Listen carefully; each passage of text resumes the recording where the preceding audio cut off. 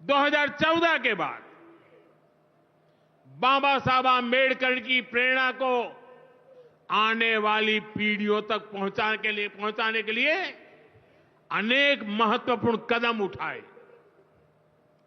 बाबा साहब देश और दुनिया में जहां जहां रहे वे सभी स्थान उपेक्षित थे। जो संविधान के नाम पर अपनी राजनीतिक रोटी सेकने के लिए निकले हैं, उन्होंने बाबा साहब से जुड़े हुए हर स्थान का अपमान किया, इसे इतिहास से मिटाने का प्रयास किया।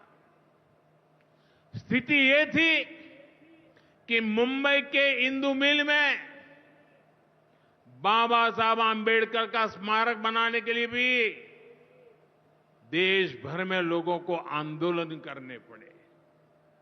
हमारी सरकार ने आते ही इंदु मिल के साथ साथ बाबा साहब आंबेडकर की महू की जन्मभूमि हो, बाबा साहब आंबेडकर जी की लंदन की शिक्षा भूमि हो, दिल्ली में उनकी महापरिनिर्वाण स्थली हो, या फिर नागपुर की दीक्षा भूमि हो, हमने सभी का विकास किया।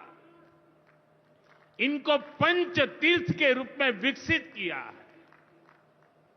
मेरा सौभाग्य है कि कुछ दिन पहले ही मुझे दीक्षा भूमि में जाकर, नागपुर जाकर बाबा साहब को नमन करने का अवसर मिला। साथियों, कांग्रेस के लोग सामाजिक न्याय की बड़ी बड़ी बातें करते हैं, लेकिन हमें ये भी याद रखना है कि कांग्रेस ने बाबा साहब आंबेडकर और चौधरी चरण सिंह जी, इन दोनों महान सपूतों को भारत रत्न नहीं दिया था।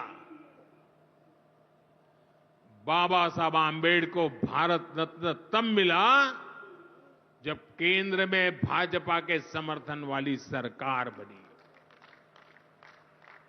वहीं हमें गर्व है कि भाजपा की ही सरकार ने चौधरी चरण सिंह जी को भी भारत रत्न दिया है।